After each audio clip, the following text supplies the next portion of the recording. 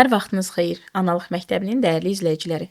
Bu gün biz çox ağrılı sancılı, bütün yeni doğmuş körpələrin valideynlərini ilk aylarda maraqlandıran sualları əhatə edəcəyik. Onlardan biri kolik uşaqlar, yəni uşaqlarda köp sancıları. Və bu barədə istəyirəm ki, öncə Həmid doktor danışmağa başlasın. Pediatr və yoluxucu xəstəliklər üzrə mütəxəssis doktor Həmid Hacağayev. Siz doktor öz təcrübənizdə valideynlərə bunu hansı dildə izah edirsiniz və bu köp sancıları nə ilə bağlıdır? Hər vaxtınız xeyir, dəyərli izləyicilər. Köp mövzusu əslində həm valideyn üçün sancılıdır, həm uşaq üçün sancılı mövzudur. Valideynlərin ən çox səhv elədiyi məqamlardan biri odur ki, onlar düşünürlər ki, əgər dünyaya uşaq gəlibsə, yəni artıq bu uşaq böyük bir orqanizm kimi hər şey adaptasiya olunmuş bir uşaqdır və hər şey bizlərdə necə olursa, onlarda da elə olmalıdır. Amma mən valideynə həmişə bir şey başa salıram. Hamiləlik İlk 3 trimestri, belə deyək də, ananın bətn daxilində, yəni uşağın ananın daxilində keçir. Amma sonraki trimestr isə anadan olandan sonra olur. Yəni hamiləliyi biz 9 ay kimi yox, 12 ay kimi təsəvvür eləməliyik. Niyə? Çünki ana bətnində bu uşaq nə bağırsağı fəaliyyət göstərib, nə ciyərləri fəaliyyət göstərib, söhbət ağciyərlərdən gedib. Hətta belə ürəyinin müəyyən hissələri ağciyər işləmədiyinə görə başqa cür belə deyək də fəaliyyət göstərib.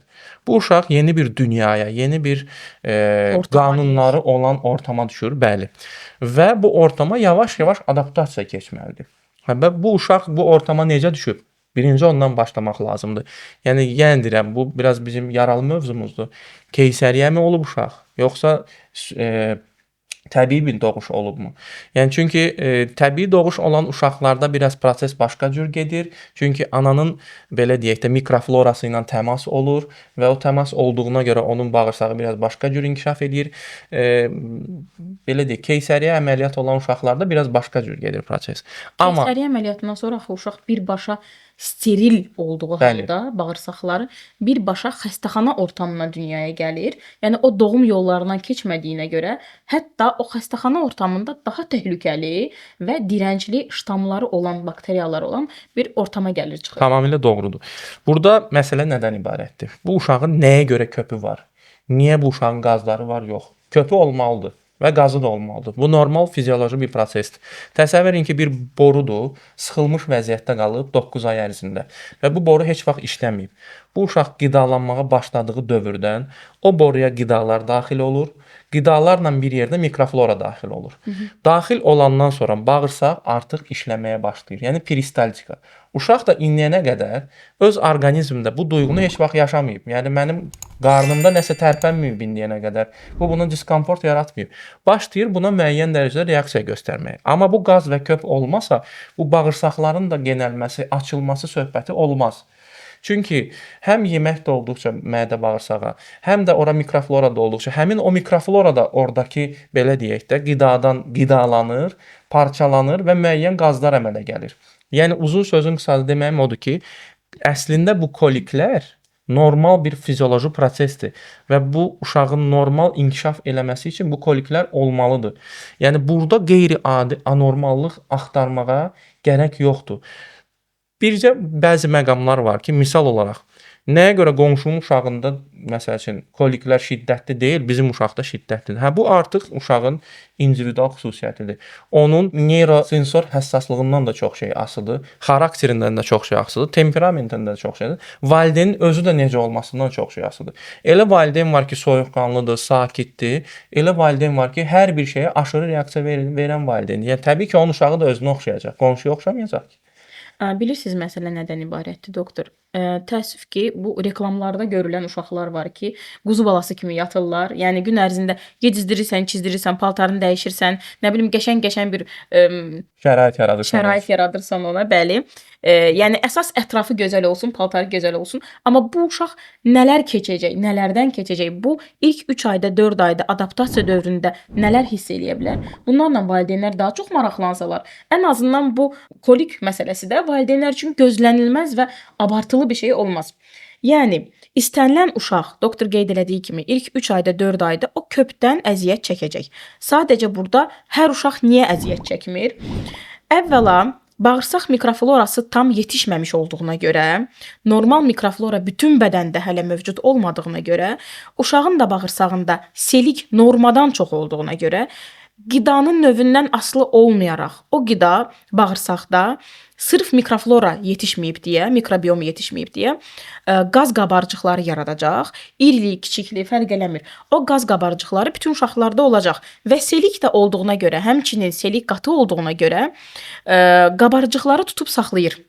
Buna görə uşağın bağırsaqları daha çox genişlənir və o səbəbdən sancı verə bilər. Amma burada bir vacib məqam var və düşünürəm ki, doktor da təcrübəsində buna şahid olub.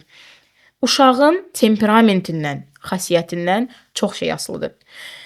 Yüzlərlə uşaq görmüşük ki, uşağın özü sakit uşaq olduğuna görə ki, bu da birbaşa ailədən gəlir, valideynlər sakit təbiətli insandırlarsa, uşağın hesab edin ki, bir 90% ehtimal var ki, uşaqda sakit olacaq. Təbii ki, hansısa bir belə deyək, çılğın qohumuna oxşamasa və həmin uşaqlarda da olur köp sancıları, köp də olur. Lakin o uşaqlar gücənərək, cüzi səslər çıxararaq belə deyək, o köpü çıxarırlar, çıxarmağı bacarırlar və bunu bütün uşaqlar bacara bilər. Lakin temperament baxımından daha ağır xasiyyətə sahib olan, daha kaprizli olan, daha ağlağı olan, hətta deyərdim, daha hikkəli olan uşaqlar istənilən dəyişikliyə, ətrafında və öz bədənində olan istənilən dəyişikliyə daha şiddətli reaksiya göstərir. Ona görə də kolik bəbək sindromu, yəni sancılı köp sindromu bütün uşaqlarda olmur. Ən çox xarakter olaraq çətin uşaqlarda olur o. Yəni valideyn də bilmir necə sakitləşdirsin, çünki özü də sakit bir tip deyil. Uşaq da heç bir üsulla demək olar ki, sakitləşmir. Və bu zaman nə edirlər? Dərman axtarmağa çalışırlar. Bəli, ən yaralı yerimiz təbii ki, dərman axtarmaq məsələsidir. Qonşu 1 manatlıq dərman verdi, sakitləşdirdi. Biz 35 aptek gəldik, 250 dərman dəyişdik, xeyri yoxdur. Təbii ki, individual xarakteridir. Ədəbiyyata fikir versək ümumiyyətcə, infantil koliklərlə mübarizə aparmanın standart bir sxemi yoxdur. Misal olaraq mən valideynlərə nə deyirəm?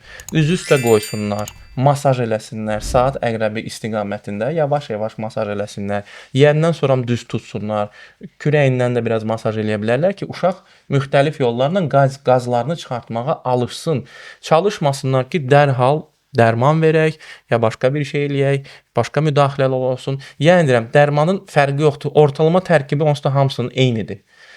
Qaz və köp əleyhinə olan dərmanlarda anormal fərqliliklər olmur. Yəni ona görə də kimisə günahlandırmaq, ya nəyisə günahlandırmaq, yaxud gəlinə demək ki, sən yaxşı ana deyilsən, ona Südün görə sən yaxşı deyil. Südün qaz yaxşı verir deyil. uşağa. Bəli. Yaxud sən ona yaxşı baxmırsan, bu niyə ağladı falan demək lazım deyil. İlk 3-4 ay kəskin dönəmimiz budur. Doktor qeyd elədiyi kimi, elə uşaq var ki, biraz muzmuzdur. Onun təbii ki, ağlamaları uzun dönəm olacaq. Amma standart ilk 3-4 ay bu olacaq və bu normaldır. Qeyri-adi bir anomaliya da axtarmağa lazım deyil. Sizin pediatrınız sizi yoxlayıbsa, hər şeyi görübsə ki, hər şey əladır, yerindədir, bütün göstəricilər normaldırsa, yəni qeyri-adi bir şey axtarmağa dəyməz. Yəni deyirəm, o apteklərə də üst tutub, nəsə axtarmağın bir adı yoxdur. Burada bir məqam daha demək istəyirəm doktor. Valideynlər düşünürlər ki, uşaq udduğu havanı, yəni hava udursa, tutaq ki, əmizdirmə zamanı və yaxud əmzikli şüşədən bəsləndiyi zaman onu bağırsağı ötürə bilir və bununla uşağın köpü artır. Doğru deyil. Uşağın əmizdirmə zamanı, bəsləmə zamanı udduğu hava ilə onun bağırsağında yetişməmiş mikrofloranın fəaliyyəti nəticəsində əmələ gələn qaz qabarcıqları tamamilə fərqli şeylərdir. Birincisi, havanın ağırlığı çox olmadığına görə qəbul elədiyi qida ilə müqayisədə o uşaq o havanı, udduğu havanı çıxaracaq. Ya dərhal əmizdirmədən sonra və yaxud süni qidanı verəndən sonra dik tutub saxlaya bilərsiniz, yüngülcə arxasından vura-vura kürəyindən və gəyirəcək, səsini də eşidəcəksiniz, bu havanı çıxaracaq. Və yaxud istənilən uşaq onu cüzi reflüks kimi çıxara bilir. Yəni biz onu hiss eləmirik, eşitmirik, amma görürük ki, bu uşaq 1-2 xörək qaşığı qədər qaytarır. Demək ki, bu yediyi qidanın ya artığını qaytarır, ya da o udduğu havanı qaytarır. Yəni bağırsağa o qaz keçmir. Udduğu hava bağırsağa keçə bilməz. Bağırsaqda olan proses tam başqa bir prosesdir. Və beləliklə mövzuya demək olar ki, nöqtəni qoyuruq. Dəyərli valideynlər, önəmli olan odur ki, koliklərimiz infantil olsun, düşüncələrimiz yetişkin olsun.